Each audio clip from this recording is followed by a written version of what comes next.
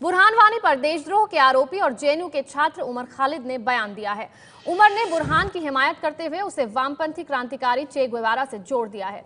JNU छात्र संघ अध्यक्ष कन्हैया के साथ ही खालिद इन दिनों जमानत पर हैं। एबीपी न्यूज ने उमर खालिद से संपर्क किया, लेकिन उन्होंने बयान पर कुछ बोलने से इनकार कर दिया। चे गुएवारा ने कहा था कि अगर मैं मारा भी जाऊं तो मुझे तब तक फर्क नहीं पड़ता जब तक कोई और मेरी बंदूक उठाकर गोलियां चलाता रहेगा। शायद यही शब्द बुरहान वानी के भी रहे होंगे। बुरहान मौत से नहीं डरता था, वो ऐसी जिंदगी से डरता था जो बंदिश में जी जाए। उसने इसका विरोध किया, वो आजाद जिया और आजाद मरा। अपने फेसबुक पेज पर इसी पोस्ट के साथ उमर खालिद ने बुरहान को शहीद साबित करने की कोशिश की है। उमर ने जिस अर्नेस्तो चे गुएवारा का जिक्र किया है वो अर्जेंटीना के मार्क्सवादी क्रांतिकारी थे और क्यूबा की क्रांति में मुख्य भूमिका निभाई थी। इनकी मृत्यु के बाद से इनका चेहरा दुनिया भर में सांस्कृतिक विरोध एवं वामपंथी गतिविधियों का प्रतीक बन गया। 1959 में चे गुएवारा क्यूबा की फिदेल कास्ट्रो सरकार के मंत्री के तौर पर भारत भी आए थे और लौटकर तत्कालीन पीएम जवाहरलाल नेहरू की तारीफ की थी। आपको बता दें कि जेएनयू का छात्र उमर खालिद देशद्रोह का आरोपी है। उस पर 9 फरवरी की रात कैंपस में संसद हमले के दोषी अफजल गुरु की बरसी मनाने के साथ ही उसके समर्थन और देश के विरोध में नारे लगाने के आरोप हैं। इसी मामले में छात्र संघ अध्यक्ष कन्हैया कुमार और अनिर्बान समेत 21 छात्रों के नाम जुड़े थे। कन्हैया को गिरफ्तार किया गया था, लेकिन कई दिन फरार रहने के बाद उमर और अनिर्बान ने अचानक सरेंडर कर दिया था। बाद में तीनों को जमानत पर छोड़ा गया था और केस चल रहा है। उमर खालिद के बारे में और ज्यादा जानने के लिए आपको हम दिखाते हैं फरवरी माह की वो तस्वीरें जिसको लेकर देश में बवाल हुआ था। 9 फरवरी को अफजल गुरु के बहाने इसी उमर खालिद के नेतृत्व में जेएनयू में देशद्रोही नारे लगाने के आरोप हैं।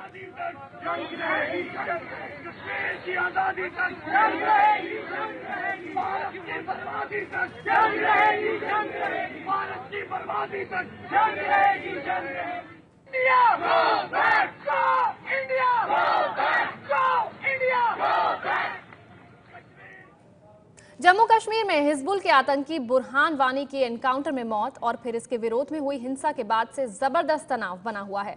कल श्रीनगर समेत कई जिलों में पुलिस और प्रदर्शनकारियों की झड़प में 11 लोग मारे गए थे। गृह मंत्री और राज्य की मुख्यमंत्री के साथ ही सेना ने भी लोगों से शांति की अपील की है। झड़प में अब तक 11 लोगों की जान जा चुकी है। घाटी में तनाव बना हुआ है। अमरनाथ यात्रा रोकी जा चुकी है और रास्ते में सैकड़ों यात्री अभी भी फंसे हुए हैं।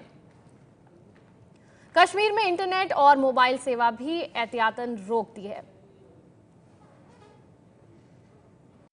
जम्मू कश्मीर में आतंक का पोस्टर बॉय कहे जाने वाले आतंकी बुरहान के एनकाउंटर में मारे जाने के बाद से घाटी में हंगामा लगातार जारी है और तनाव बना हुआ है। श्रीनगर के अलावा पुलवामा, अनंतनाग, कुलगाम और शोपिया में हालत खराब है। श्रीनगर के 8 थाना क्षेत्रों में कर्फ्यू लगा हुआ है। अलगाववादी संगठनों ने कश्मीर घाटी में आज और कल भी बंद का ऐलान किया है। कश्मीर के साथ ही जम्मू में भी मोबाइल इंटरनेट पर रोक लगा दी गई है। सीबीएसई ने आज होने वाली यूजीसी नेट की परीक्षा कश्मीर में रद्द कर दी है। अमरनाथ यात्रा आज भी स्थगित रहेगी। करीब 20,000 यात्री अब भी पहलगाम और बालटाल में फंसे हुए हैं। ये सभी वो लोग हैं जो अमरनाथ की गुफा से दर्शन कर वापस लौटे थे। जम्मू से अमरनाथ यात्रा के लिए जाने वाले अगले जत्थे पर भी संशय बना हुआ है कि ये जत्था आज जम्मू से रवाना होगा या नहीं। गृहमंत्री राजनाथ सिंह ने राज्य के लोगों से शांति की अपील करते हुए मृतकों के लिए दुख जताया है। राजनाथ ने कहा कि सरकार कश्मीरी जनता का सहयोग चाहती है। सेना ने भी कश्मीर हिंसा में मारे गए लोगों के लिए दुख जताने के साथ ही शांति बनाए रखने की अपील की है।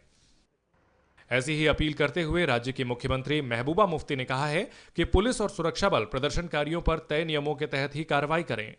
महबूबा ने कहा कि भीड़ को काबू करने के लिए भारी तादाद में सुरक्षा बलों की तैनाती से लोगों की जान गई।